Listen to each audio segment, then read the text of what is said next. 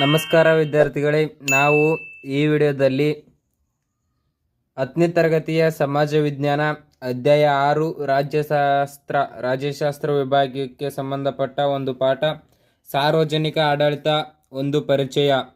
ಈ ಪಾಠದ ಪ್ರಶ್ನೋತ್ತರಗಳನ್ನು ನೋಡ್ತಾ ಹೋಗೋಣ. ಅಭ್ಯಾಸಗಳು. ಮೇನ್ ಪ್ರಶ್ನೆ 1, ಖಾಲಿ ಬಿಟ್ಟ ಸ್ಥಳಗಳನ್ನು ತುಂಬಿರಿ. ಪ್ರಶ್ನೆ 1, ಸಾರ್ವಜನಿಕ ಆಡಳಿತದ ಪಿತಾಮಹ ಡ್ಯಾಶ್. ಕ್ವಶನ್ ಯಾವ ಥರ ಇದೆ ಅಂದರೆ, ಸಾರ್ವಜನಿಕ ಆಡಳಿತದ ಪಿತಾಮಹ ಡ್ಯಾಶ್.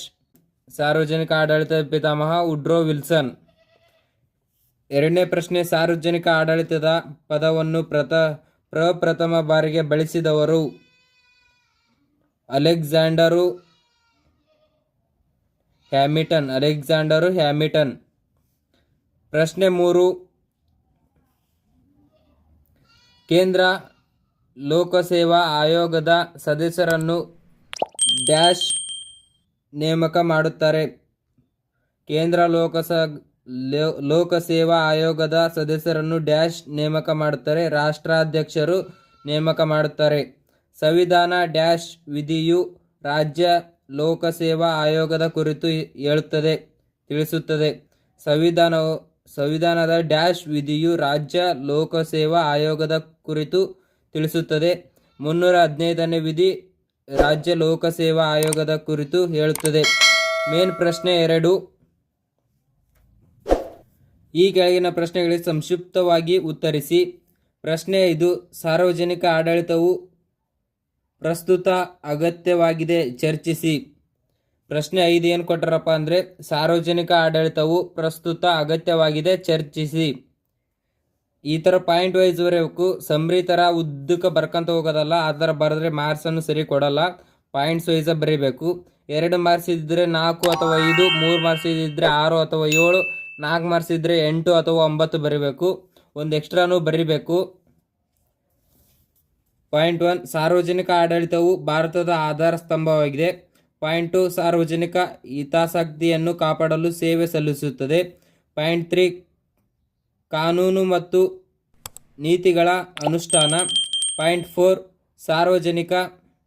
ಸಾಮಾಜಿಕ ಭದ್ರತೆಯನ್ನು ಸಾಮಾಜಿಕ ಎರಡೂ ಆಗಬೇಕಾಗಿತ್ತು. ಸಾಮಾಜಿಕ ಭದ್ರತೆಯನ್ನು ದೃಢಪಡಿಸುತ್ತದೆ. ಪಾಯಿಂಟ್ 5, ಶಾಸಕಾಂಗ ಮತ್ತು ಕಾರ್ಯಾಂಗಕ್ಕೂ ಸಹಾಯ ಮಾಡುತ್ತದೆ. ಸಾರ್ವಜನಿಕ ಆಡಳಿತವು ಪ್ರಸ್ತುತ ಅಗತ್ಯವಿದೆ, ಚರ್ಚಿಸಿ. ಎದಕ್ಕೆ ಅಗತ್ಯ ಇದೆ ಅಂತಂದರೆ ಇವಷ್ಟು ಪಾಯಿಂಟ್ಸ್ ಬರೀಬೇಕು ನಾವು. ಪ್ರಶ್ನೆ 6, ಸಾರ್ವಜನಿಕ ಆಡಳಿತವು ವ್ಯಕ್ತಿಯ ಜನನದಿಂದ ಮರಣದವರೆಗೆ ಅಗತ್ಯವಾದ ಸೇವೆಯನ್ನು ಒದಗಿಸುತ್ತದೆ, ಸಮರ್ಥಿಸಿ. ಪ್ರಶ್ನೆ 6 ಯಾವ ಥರ ಐತಪ್ಪ ಅಂದರೆ, ಸಾರ್ವಜನಿಕ ಆಡಳಿತವು ವ್ಯಕ್ತಿಯ ಜನನದಿಂದ ಮರಣದವರೆಗೆ ಅಗತ್ಯವಾದ ಸೇವೆಗಳನ್ನು ಒದಗಿಸುತ್ತದೆ, ಸಮರ್ಥಿಸಿ ಅಂತ ಕೊಟ್ಟಿದ್ದಾರೆ. ಅದನ್ನು ನೋಡ್ತಾ ಹೋಗೋಣ.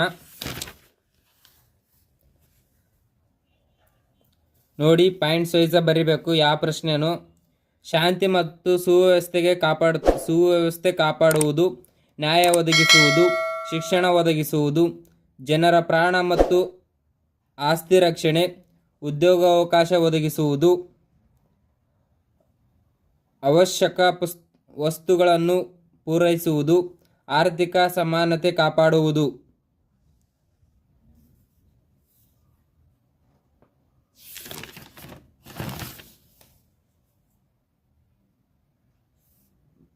ಪ್ರಶ್ನೆ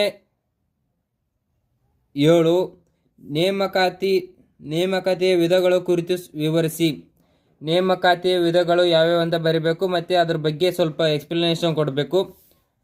1ನೇ ನೇಮಕಾತಿ ಪ್ರತ್ಯಕ್ಷ ನೇಮಕಾತಿ. ಇದು 2ನೇ ನೇಮಕಾತಿ ಪರೋಕ್ಷ ನೇಮಕಾತಿ. ಪ್ರತ್ಯಕ್ಷ ನೇಮಕಾತಿ ಮತ್ತು ಪರೋಕ್ಷ ನೇಮಕಾತಿಗಳ ಡಿಫ್ರೆನ್ಸ್ ಏನೈತೆ ಅಂತಂದು ಆಗಲೇ ವಿಡಿಯೋ ಮಾಡೀನಿ. ಅದನ್ನು ನೋಡಿಲ್ಲಪ್ಪ ಅಂದರೆ ನಮ್ಮ ಚಾನಲಲ್ಲಿ ಇರುತ್ತೆ, ಇಲ್ಲ ಡಿಸ್ಕ್ರಿಪ್ಷನ್ ಲಿಂಕ್ ಇರುತ್ತೆ, ಇಲ್ಲ ಐ ಕಾರ್ಡ್ ಹಾಕಿರ್ತೀನಿ. ಆ ರೀತಿ ನೋಡ್ಕೋಬೋದು ನೀವು. ನೋಡ್ತಾ ಹೋಗೋಣ ಈಗ ಪ್ರತ್ಯಕ್ಷ ನೇಮಕಾತಿ ಮತ್ತು ಪರೋಕ್ಷ ನೇಮಕಾತಿ. ಪ್ರತ್ಯಕ್ಷ ನೇಮಕಾತಿಯನ್ನು ನೇರ ನೇಮಕಾತಿ ಎನ್ನುವರು. ಪ್ರತ್ಯಕ್ಷ ನೇಮಕಾತಿಯನ್ನು ನೇರ ನೇಮಕಾತಿ ಅಂತ ಅಂತಾರೆ. ಪಾಯಿಂಟ್ ನಂಬರ್ 2, ಸ್ಪರ್ಧಾತ್ಮಕ ಪರೀಕ್ಷೆಯ ಮೂಲಕ ಆಯ್ಕೆ ಮಾಡುತ್ತಾರೆ. ಸ್ಪರ್ಧಾತ್ಮಕ ಪರೀಕ್ಷೆಯ ಮೂಲಕ ಆಯ್ಕೆ ಮಾಡುತ್ತಾರೆ. ಪಾಯಿಂಟ್ ನಂಬರ್ 3, ಉದಾಹರಣೆ ನಾಗರಿಕ ಸೇವೆಗಳಿಗೆ ನಡೆಯುವ ನೇಮಕಾತಿ. ಇದು ಯಾವ ಪ್ರತ್ಯಕ್ಷ ನೇಮಕಾತಿ ಯಾವುದಕ್ಕಾಗುತ್ತಂದರೆ ನಾಗರಿಕ ಸೇವೆಗಳಿಗೆ ನಡೆಯುವ ನೇಮಕಾತಿ. ಪರೋಕ್ಷ ನೇಮಕಾತಿಗಳನ್ನು ಪದೋನ್ನತಿ ಮತ್ತು ಬಡ್ಡಿ ಮೂಲಕ ನೇಮಕಾತಿ.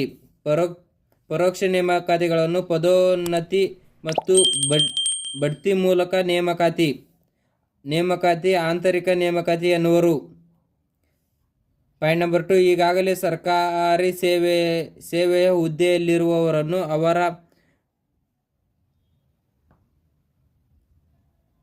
ವಿದ್ಯಾರ್ಹತೆಯಲ್ಲಿ ಮತ್ತು ಸೇವಾ ಹಿರಿತನದ ಆಧಾರದ ಮೇಲೆ ಮೇಲ್ದರ್ಜೆಯ ಹುದ್ದೆಗಳಿಗೆ ನೇಮಕ ಮಾಡಲಾಗುವುದು. ಈಗಾಗಲೇ ಸರ್ಕಾರಿ ಸೇವೆಯ ಹುದ್ದೆಯಲ್ಲಿರುವವರನ್ನು ಅವರ ವಿದ್ಯಾರ್ಹತೆಯಲ್ಲಿ ಮತ್ತು ಸೇವಾ ಹಿರಿತನದ ಆಧಾರದ ಮೇಲೆ ಮೇಲ್ದರ್ಜೆಯ ಉದ್ಯಮಿಗಳಿಗೆ ನೇಮಕ ಮಾಡುವುದು. ಪಾಯಿಂಟ್ ನಂಬರ್ 3, ಈ ಪದ್ಧತಿಯು ಭಾರತದಲ್ಲಿ ಜಾರಿ ಇದೆ. ಬೇರೆ ಬೇರೆ ದೇಶದಲ್ಲೂ ಜಾರಿ ಇದೆ ಮತ್ತು ಭಾರತದಲ್ಲಿಯೂ ಜಾರಿ ಇದೆ. ಪ್ರಶ್ನೆ ಸಂಖ್ಯೆ 8, ಕಾನೂನು ಮತ್ತು ಸುವ್ಯವಸ್ಥೆಯ ನಿರ್ವಹಣೆಯಲ್ಲಿ ರಾಜ್ಯದ ಪಾತ್ರವೇನು ವಿವರಿಸಿ. ಪ್ರಶ್ನೆ 8 ಏನು ಕೇಳಿದಾರಪ್ಪ ಅಂದರೆ ಕಾನೂನು ಮತ್ತು ಸುವ್ಯವಸ್ಥೆಯ ನಿರ್ವಹಣೆಯಲ್ಲಿ ರಾಜ್ಯದ ಪಾತ್ರವೇನು ವಿವರಿಸಿ. ಪಾಯಿಂಟ್ ನಂಬರ್ 1, ರಾಷ್ಟ್ರದ ಸುಖ ಮತ್ತು ಶಾಂತಿಯನ್ನು ಕಾಪಾಡುವುದು. ಪಾಯಿಂಟ್ ನಂಬರ್ 2, ಐಕ್ಯತೆ ಹಾಗೂ ಅಭಿವೃದ್ಧಿಗೆ ಕಾನೂನಿನ ಸುವ್ಯವಸ್ಥೆ ಅವಶ್ಯಕವಾಗಿದೆ. ಪಾಯಿಂಟ್ ನಂಬರ್ 3, ಕಾನೂನು ಮತ್ತು ಸುವ್ಯವಸ್ಥೆ ಇವೆರಡರೂ ಒಂದೇ ನಾಣ್ಯದ ಎರಡು ಮುಖಗಳಿದ್ದಂತೆ. ಪಾಯಿಂಟ್ ನಂಬರ್ 4, ಸರ್ವರ ಸಂರಕ್ಷಣೆ ಕಾನೂನಿನ ಆಡಳಿತ ಅಗತ್ಯವಾಗಿರುತ್ತದೆ. ಪಾಯಿಂಟ್ ನಂಬರ್ 5, ಸಂವಿಧಾನದ 7ನೇ ಅನುಸೂಚಿಯ ಪ್ರಕಾರ ಕಾನೂನು ಸುವ್ಯವಸ್ಥೆಯನ್ನು ರಾಜ್ಯ ಪಟ್ಟಿಯಲ್ಲಿ ಉಲ್ಲೇಖಿಸಲಾಗಿದೆ. ಕಾನೂನು ಸುವ್ಯವಸ್ಥೆಯನ್ನು ಕಾಪಾಡಬೇಕು. ಇದು ರಾಜ್ಯದ ಮುಖ್ಯ ಕರ್ತವ್ಯಗಳಲ್ಲಿ ಒಂದಾಗಿದೆ. ಇದಿಷ್ಟು ರಾಜ್ಯಶಾಸ್ತ್ರ ಸಂಬಂಧಪಟ್ಟ ಒಂದು ಪಾಠವಾದ ಸಾರ್ವಜನಿಕ ಆಡಳಿತ ಒಂದು ಪರಿಚಯ. ಪಾಠದ ಅಭ್ಯಾಸದ ಪ್ರಶ್ನೆಗಳು ಇದಿಷ್ಟು. ಇದು ಅಧ್ಯಾಯ 6. ಇನ್ನು ಇದೇ ಥರ ವಿಡಿಯೋಗಳಿಗಾಗಿ ಮತ್ತು ಕ್ಲಾಸಸ್ಗಳಿಗಾಗಿ ನಮ್ಮ ಚಾನಲನ್ನು ಸಬ್ಸ್ಕ್ರೈಬ್ ಮಾಡಿ. ನಮ್ಮದು ಒಂದು ವಾಟ್ಸಪ್ ಗ್ರೂಪ್ ಇದೆ. ಅದರ ಮೂಲಕ ಡಿಸ್ಕ್ರಿಪ್ಷನಲ್ಲಿ ವಾಟ್ಸಪ್ ಗ್ರೂಪ್ ಲಿಂಕ್ ಕೊಟ್ಟಿರ್ತೇನೆ. ಅದರ ಮೂಲಕ ನೀವು ವಾಟ್ಸಪ್ ಗ್ರೂಪ್ಗೆ ಜಾಯ್ನ್ ಆಗ್ಬೋದು. ಅಲ್ಲಿ ನಾವು ಪ್ರತಿದಿನ ಕ್ವಿಜ್ ನಡೆಸ್ತಿರ್ತೇವೆ ಮತ್ತು ಹಲವು ರೀತಿಯ FA1 FA2 ಕ್ವಶನ್ ಪೇಪರ್ನ ಕಳಿಸ್ತಿರ್ತೇವೆ ಮತ್ತು SA1 FA3 FA4 ಕ್ವಶನ್ಗಳನ್ನು ಕಳಿಸ್ತಿರ್ತೇವೆ. ಇನ್ನು ನಿಮ್ಮ ನಾಲೆಡ್ಜನ್ನು ಜಾಸ್ತಿ ಮಾಡ್ಕೊಳ್ಳೋಕ್ಕೆ ಆ ಗ್ರೂಪ್ಗೆ ಜಾಯ್ನ್ ಆಗ್ಬೋದು. ಧನ್ಯವಾದಗಳು.